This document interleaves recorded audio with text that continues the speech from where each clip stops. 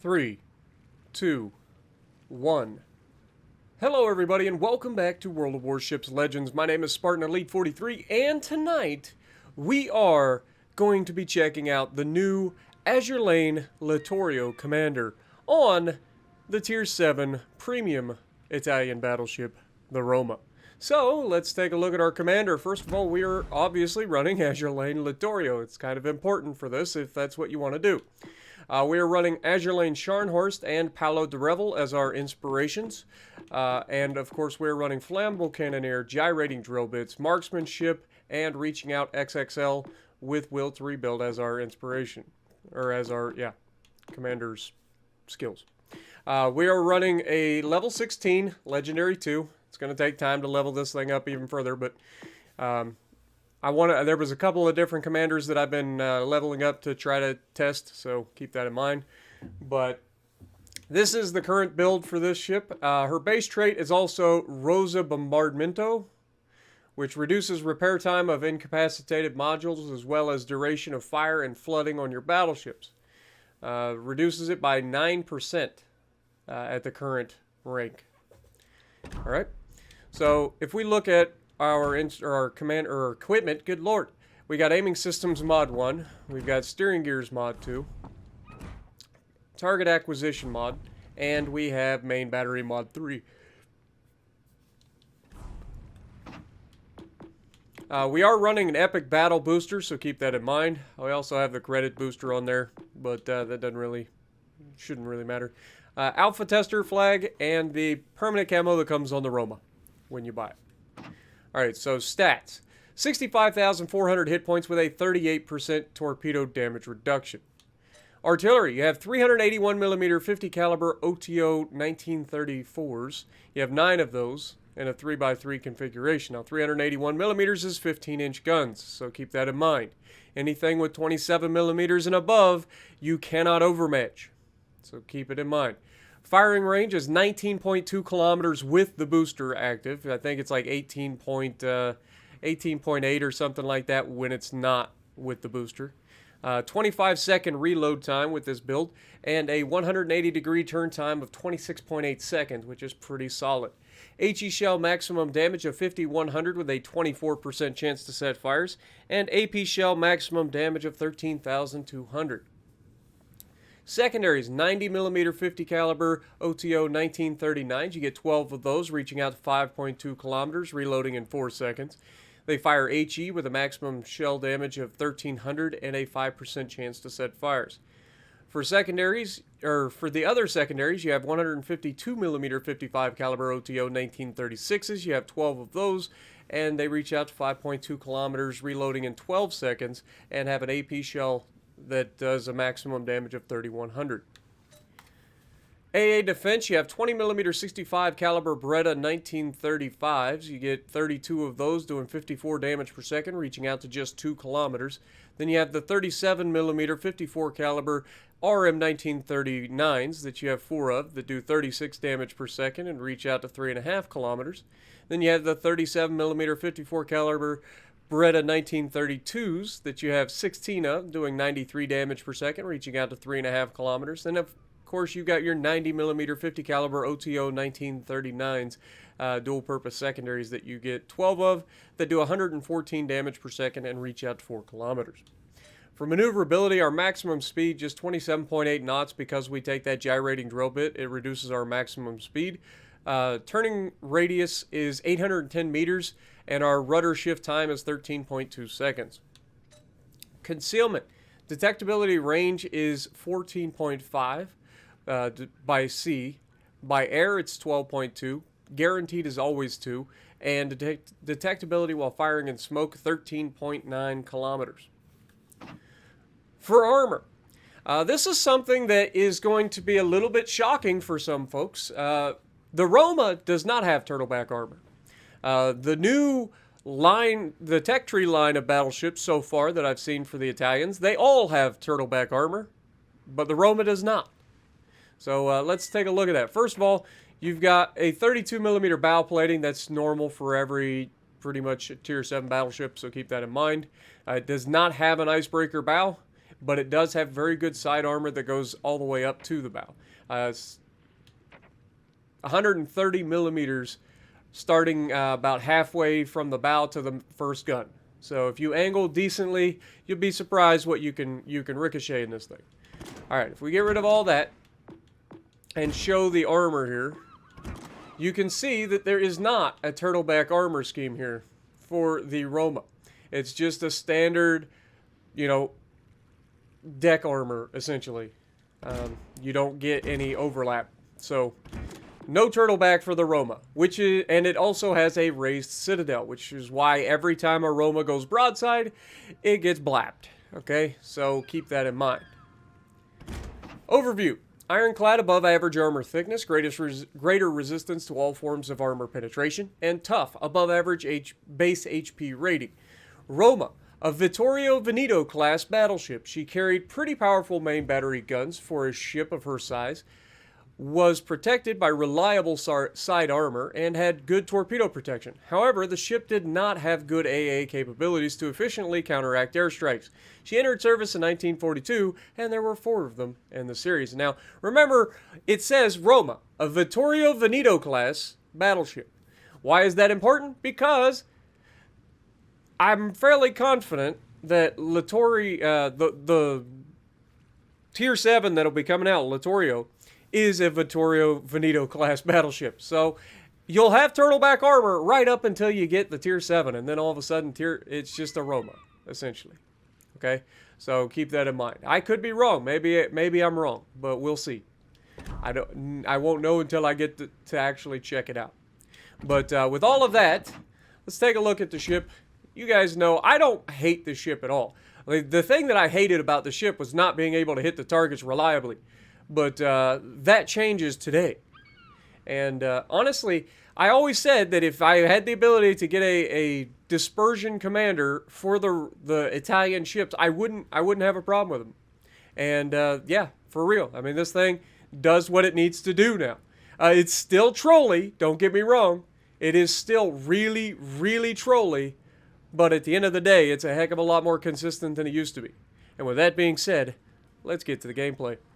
Alrighty, so we're going to be on the new map, Warrior's Path, and we are in the ROMA with a dispersion build. Now, I will be honest, I completely forgot to turn the commander voiceovers from the national voiceover to the Azure Lane commander, so I apologize for those people who were looking forward to hearing that. But I will say this.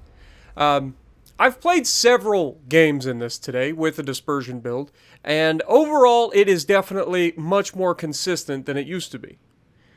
However, it is still not quite what I would call amazing. And because of that, I just don't know about it, man.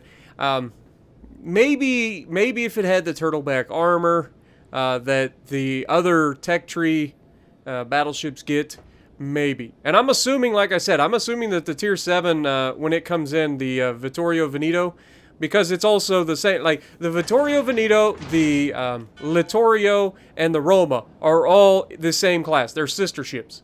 So I'm assuming they've got the same armor profiles, so I'm assuming none of them have turtleback armor, which means they're all going to suffer the same weakness that this thing does, which means trying to get this thing into a good position without giving yourself up to be slapped is going to be rough. Now, again, this thing is very tanky over the bow. So if you are able to stay stay bow in and try to bow tank, it's not bad. It's 32 millimeters of armor, plus if you angle, you can ricochet quite a bit, which is good. But here's one of the weaknesses of this ship. And it's actually its strength as well. It's got very, very fast shells, and I completely forgot about that. So my very first shot, I vastly overestimated my lead time on the Kerfers.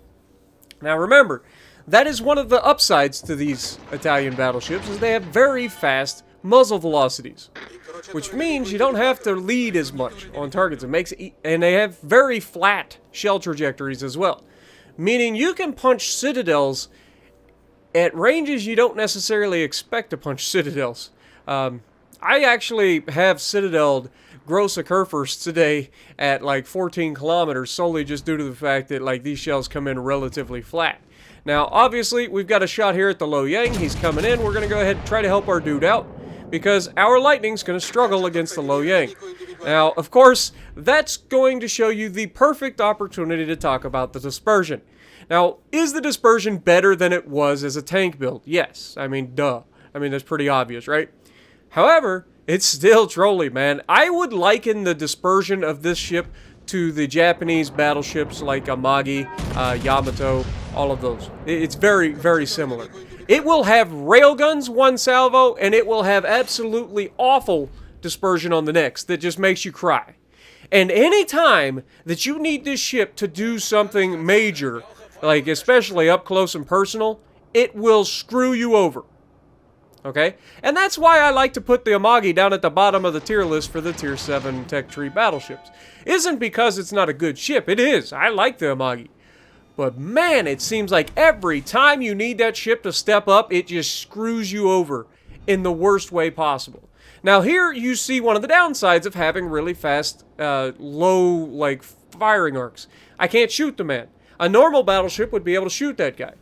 But then the chappie comes around the corner. He's wide open, begging for it. We're going to go ahead and take that shot, and look at this dispersion.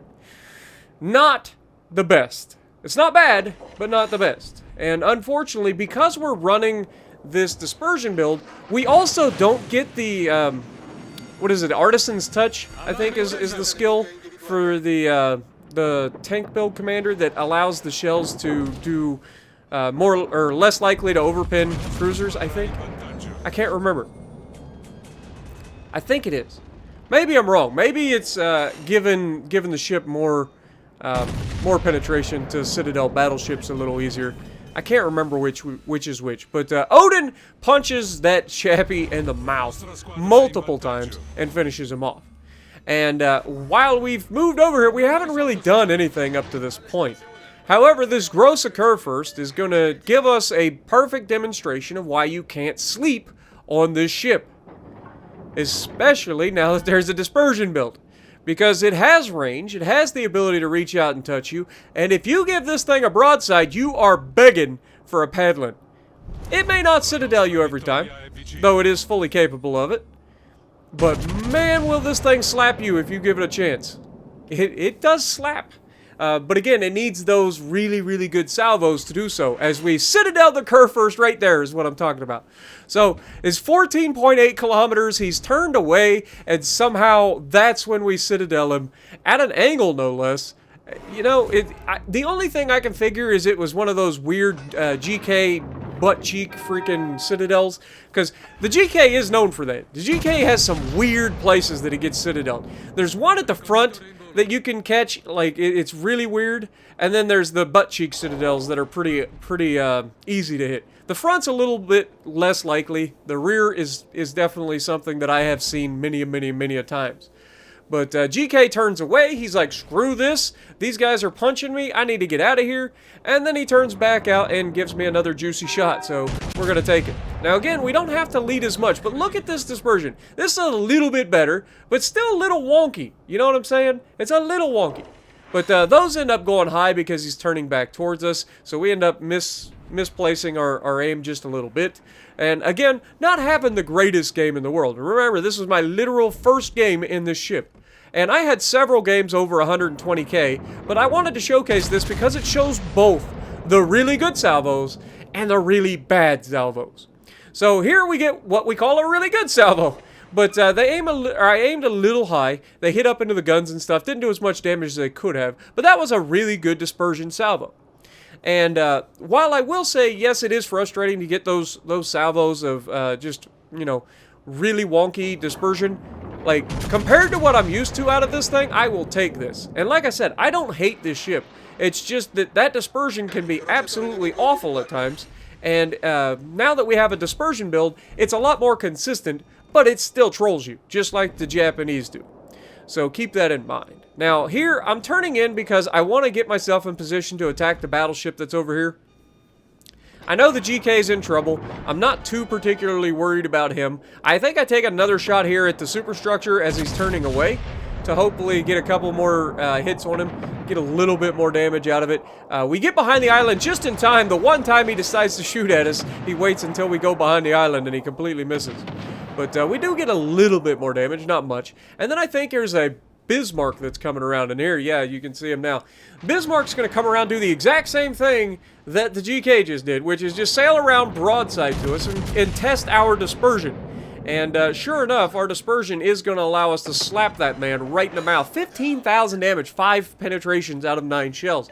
That's over half the shells hitting and doing serious damage. That's what you want to see.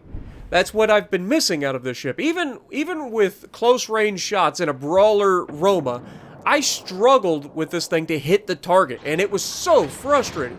It just didn't hit. Now, the other downside of this is just like the downside of the Jean Bart, the Richelieu, the Bismarcks. They all have 15-inch guns, which means there are cruisers out there that can bow tank you, and of course the battleships can as well, but there are cruisers out there that can bow tank you, and that's not preferable, because you're already down on DPM to cruisers, and we're going to showcase the lack of turtleback as he smacks us right there. We are literally begging for it. I mean, if this man hits us with a good armor-piercing salvo, we're dead. Like, the Roma broadside equals death. It is almost as easy to Citadel broadside as a freaking Yamato, and here they come. Yeah, that's what I'm talking about. Like, this thing is guaranteed Citadels if you are broadside in it. We start to turn in, we get a good shot in. He is going to hit us a couple more times here, but I'm more worried about the Georgia over here, because I don't want to go broadside to him now. We did get rid of the Bismarck, so there's that. We got our first kill in the ship, so there's that. Again, I'm not really usually looking for kills in battleships. I'm looking to get as much health off of everybody as possible. And the team generally does a pretty good job of cleaning up after I leave everybody with just enough to get away. But you can see, already scoped in. I know he's coming towards us, so I know he knows we're here. He uses his spotter plane, so I go ahead and return fire. We both put up our spotter plane. I aimed the shot. Aimed a little too far back. Hit the freaking belt armor. Didn't do a whole lot, but wasn't the greatest. We hit 4 shells on the ship out of the 6 that are on the bow, so keep that in mind. We did hit over half our shells, but yeah, still wasn't the greatest. And here you're going to see what I like to do, which is precision shots, right? We know where we can hit this guy for the most damage while he's bowing, and that is superstructure. So we smash his superstructure. He's actually shooting at people across the map, and he hits the mines and kills him. What a shot by the Georgia. And right now this Georgia's thinking, okay, well, I might have a chance here. There's a couple of cruisers, a destroyer, there's a battleship in front of me. I guess I'll focus the battleship here. But honestly, at this point, you've got no chance. You're going down. So we, again, take a shot at the superstructure, and we're able to finish him off. That was a much more accurate salvo. So I hope you guys got to see a little bit of what you can expect out of these Italian high-tier battleships. Even with a dispersion build commander, their dispersion's a bit wonky. But 120,000 damage, I was doing a pretty good job. Like I said, I played several matches today, had most of them over 100,000 damage, and had several matches over 120,000 damage. So this was a good one to showcase the good and the bad of the guns. Let you guys make the decision on your own. And if you like what I'm doing, punch the like button, leave a comment below, subscribe to the channel if you haven't already, and as always, I will see you in the next video.